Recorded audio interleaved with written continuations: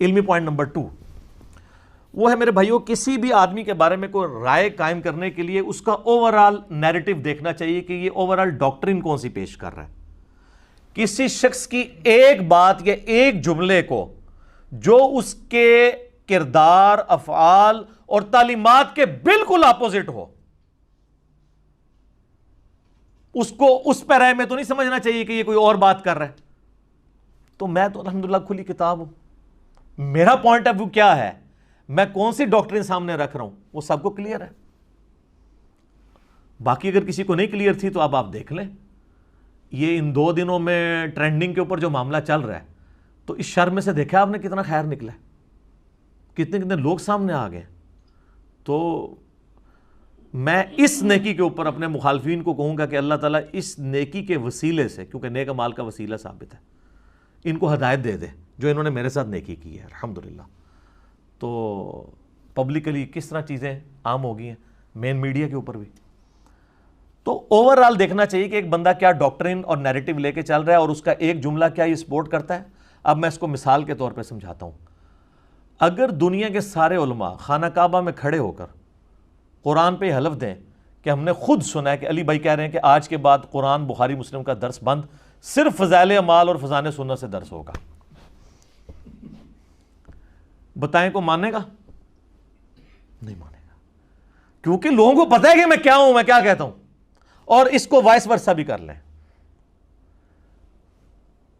کہ اگر میں یہ کہوں کہ یہ دنیا کے سارے علماء اس بات پہ ایگری کر گئے ہیں کہ آئندہ کے بعد صرف بخاری مسلم کا درس ہوگا، تبلیغی جماعت بھی اور دعوت اسلامی والے بھی کہہ رہے ہیں کہ جی فضائل اعمال اور فضائل سنت ختم، قرآن بخاری و مسلم، تو یہ میں بھی کہوں نا اگر، تو میرے فالوورز نے کہنا ہے کہ نہیں جناب یہ ہو نہیں سکتا، یہ معجزہ ہی ہے، یہ پیغمبر کی موجودگی کے بغیر تو نہیں ہو سکتا.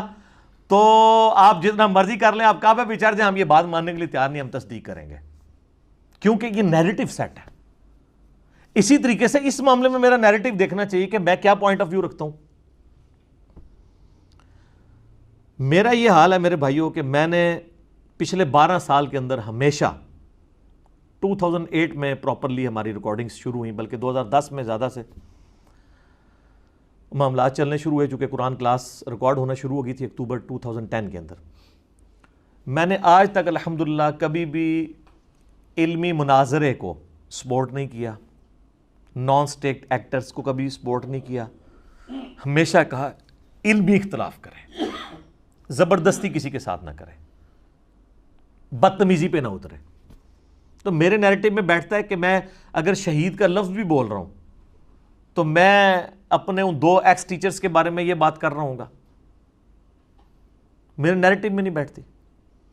میرے بھائیوں میں تو وہ بندہ ہوں کہ جب سب لوگ، سارے علماء، ان کی پبلک میرے خلاف تھی قادیانیوں والے مسئلے میں نے کہا جی قادیانی بدترین کافر ہے، لیکن یہ غیر مسلم اقلیت ہے.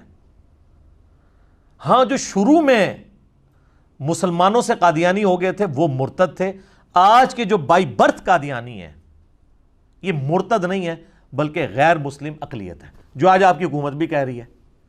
حکومت نے جو ڈیسیژن واپس لیا ہے نا وہ یہ ہے کہ ان کو وزارتیں دینے والا ڈیسیژن واپس لیا ہے. غیر مسلم اقلیت تو ہمارے آئین کا حصہ ہے، اور یہ ہماری کامیابی ہے کہ اگر قادیانی یہ مان لیں کہ وہ غیر مسلم اقلیت ہے، کیونکہ وہ تو کہتے ہیں ہم مسلم ہیں.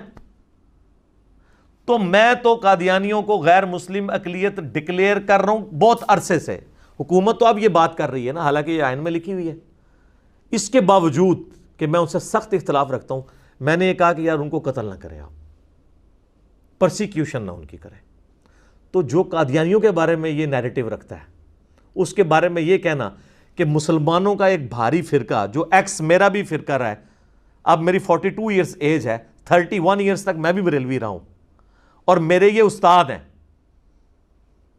الیاس قادری صاحب اور طاہر القادری صاحب، مجھے ان کی قربت رہی ہے. الیاس قادری صاحب کی تو بہت، طاہر القادری صاحب کی اتنی نہیں، لیکن ویڈیوز کے ذریعے رہی ہے.